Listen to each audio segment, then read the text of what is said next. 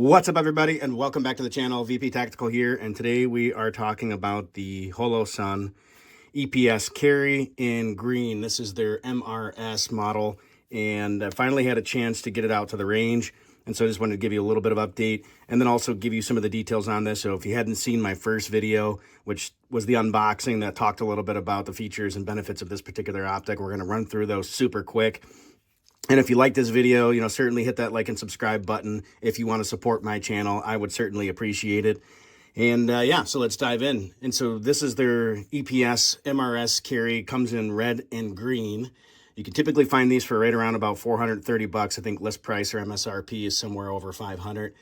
It does feature an spherical lens, so it should give you a clearer sight picture than some of the other optics that might be using different glass. It's made of 7075 aluminum. And it does actually come, so depending on the model of gun, whether it's a Hellcat or, 43X Moss or 48 Moss, does come with a RMSC, sorry, I can't find my words today, does come with an RMSC to K plate adapter in the box, so that's certainly a nice feature. One thing I want to circle back to, too, as far as the color model, if you choose the green, you're going to pay a little bit more for that. Those seem to be more of a premium than their red versions. It does feature a multi-reticle system, and I know it's a little challenging to see it here, especially if I can get this camera to focus, but nonetheless, it does have a circle with a dot in the middle of it, and you have the options as far as choosing. You can either do a dot on its own, dot with the circle around it, or just the circle on its own. It does feature a 50,000 hour battery life. It's a CR1620 battery, has shake-awake feature, so if you set it down, you pick it up, it should turn it right on, which it does for me. There are 10 daytime and 2 night vision settings.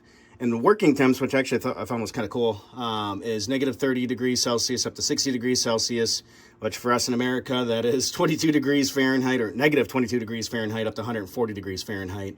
One major thing, that I liked about this is a small footprint. I mean, this thing is tiny. I mean, you obviously want it to match your gun, right? And not stick too far off the sides or be too bulky. If you had suppressor height sights, I imagine you'd probably have more of a co-witness, but it's not far off. When I look at it downrange, it's just above the front sight post there. So just something to keep in mind. And I think that was part of the reason why they designed this to be a lower height as well, so that way it would co-witness with sights if, God forbid, it failed. But the nice thing is with this particular model, the MRS, if you'll see here, it actually has a solar panel built into the top of it. And so if the battery does go out on it, it will, assuming you have it set on automatic mode, pick up on the ambient light and then use that to power the optic itself. Big key things I like with this, again, is its platform and its size. It is fully enclosed. So, essentially waterproof. I mean, you can use this out in the elements, etc. Things that I wish they had done a little bit differently. I would have liked to see maybe a little bit deeper well here. So that way, if I wanted to rack the sight, or rack the gun with the sight, I could do so without putting fingerprints all over the glass. The other thing I noticed too, which I'll post a picture here in just a second,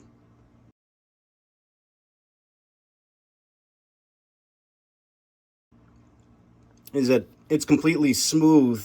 And what I would like to see like Vortex did is they have stippling on the front of it. So it just gives you a little bit more of a purchase and less likely that your fingers are going to slip on that. Is that the end of the world? No, that's just kind of something that I would like to see on it. But that's me personally.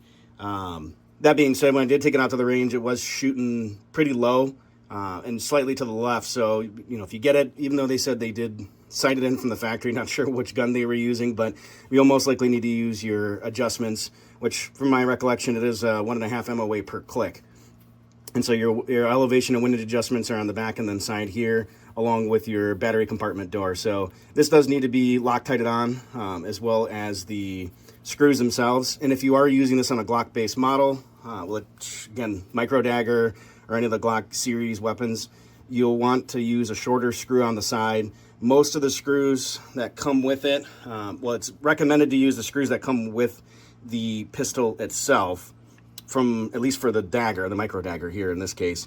And what I did is I ended up taking the screw out, I put it into my bench vise and then filed it down, because what will happen is that screw's too long and it'll hit your extractor plunger and basically bind all of that up and cause all kinds of problems. So it may take a little bit of fitment. That's what I had to do for mine, unless you can find a short screw that matches the other one. I'm a little bit, I guess, OCD in that regard. I wanted my screws to match. I didn't want two different screws in there. Otherwise, I would have used one of the other ones that came with either the optic or in the box with the micro dagger that was longer or shorter, excuse me. So, short of it, you know, I think it's pretty awesome. I absolutely love this optic. The only thing I wish they would have done, especially given this price point, and I know it's more of a primary arms thing, but that ACSS allows you to find the reticle much faster, and maybe it's just my own lack of time with it, you know, spending more time using the optic, picking up and pointing it to get my sight picture and dialing it right in quickly, versus the ACSS, which has the ring, the big ring around the whole thing, which basically allows you to adjust or cant your sight picture to get that sight or dot in the middle quickly and on target fast. So I actually like that feature a lot and didn't realize how much I used it until I didn't have it, I mean, with this particular model. So anyway, that's just my feedback on it. I think for the price, I mean, it's pretty reasonable. You know, if you go for the MRS model, like I said, you're definitely going to be on the top end of it. They do have some other models that aren't quite as pricey, which are down, I think, in the 300s, maybe high 2s if you're lucky on a good day. But for now, since I think these are newer, the EPS carry is still hovering around that 430 price point. But yeah, that's pretty much my take on it. Like I said, it's held up. I didn't have any issues with it coming off at the range or anything of that sort. I spent, like I said, more time on filing down that screw to make sure I wouldn't have any extractor issues, and I tested it using my snap caps. And that's pretty much the short of it. So, yeah, I certainly appreciate you folks stopping by, and stay tuned for the next video. We're going to talk about the Tactical Pontoon Peacemaker tune-up kit for the Micro Dagger. Have a great day, be safe, and stay vigilant.